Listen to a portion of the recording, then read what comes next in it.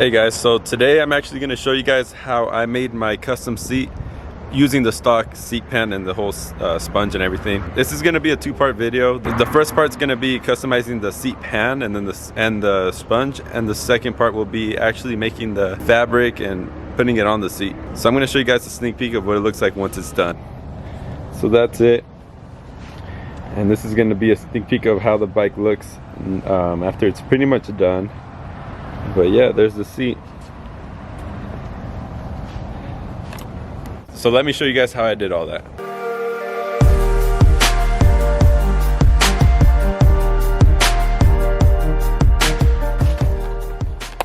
So now without the foam and the seat cover, it's easier to see what I need to do. So first off, along this line, I'm gonna heat it up so that this sits flush with the bottom here.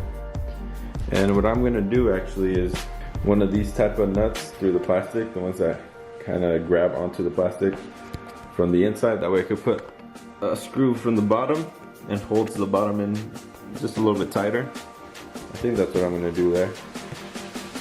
And then also I'm gonna make a bracket down here. Instead of this thing, I'm gonna have an L bracket. And I'm just gonna put a screw there and one on the other side. See, there's like an inch gap right here. So right along that line of Sharpie, I'm going to, well, first of all, bend this out straight so it's flat. And then along that Sharpie line, I'm gonna bend it down so it's even right here along this metal frame. And then I'm just gonna cut it like to the height of these. That way it gives it a flush look. With the frame. And back here too, I'm gonna cut it along that line. That way it's flush with the frame. See how the frame is straight? And then this thing, when it's on, has that curve. So I'm gonna cut it straight right here with the gas tank and the frame. It's gonna look nice and parallel with the gas tank. And then it's gonna have that curve up. That natural curve of the frame itself. With the heat gun, heat all this up. And then try to make it go around the gas tank. I want the seat to be touching around here, so I'll probably have to end up cutting some and then shaping it up.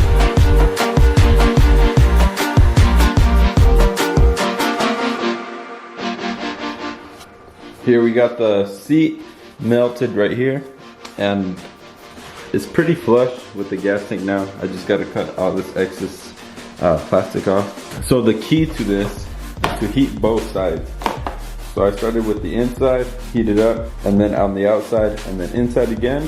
I would put it back on, and then heat the outside once more, and then flatten it down with something heavy, something that you can get a good grip on. So now that that's on, I'm gonna go ahead and cut it, and then probably bend in the plastic so it folds down just a little bit more, and it's a little bit closer to the tank. But I'm okay with this gap since the fabric and the sponge is gonna go ahead and take care of that gap. Yeah, so far so good.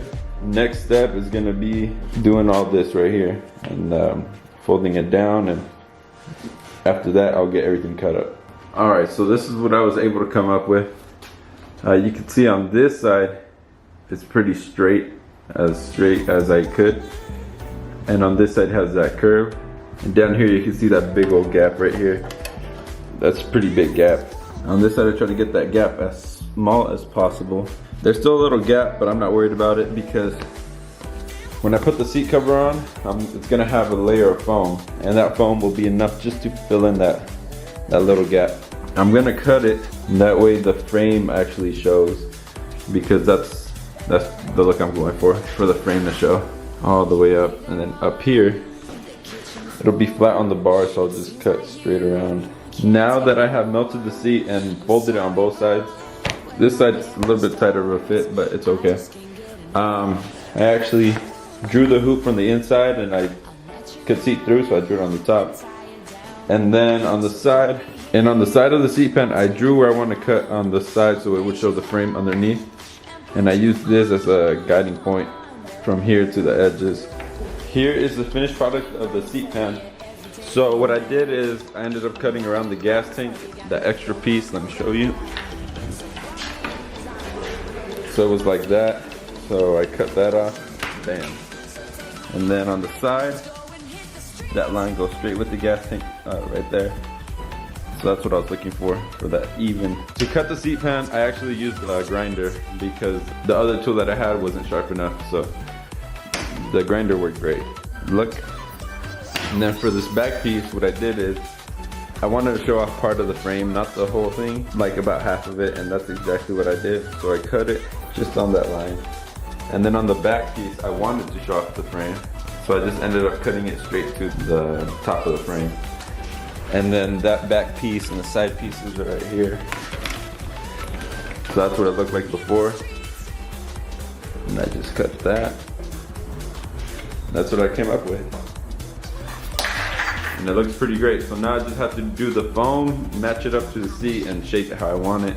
Okay, so I started cutting the seat. What you need is a really sharp knife. Over here you see I cut it with a RACER blade and it came out pretty bad. But I found this sharp knife and I cut the rear here. Now I just have to shape it to the seat pan. So let's go ahead and cut it. It seems like you can't take no more. I'm sorry, but when my engine starts. So that's looking a lot better there. Now I just have to round out these edges and we should be good. I don't have to worry about the edges being straight because the way that I'm making my fabric, I'm actually going to put a sponge behind the material, so that'll give it a little bit extra. So this is what I came up with. What I did back here is I took a grinder and kind of took off all the hard edges, made it smooth. I think I still need to sand it some more in the back, but it's not bad. I like it.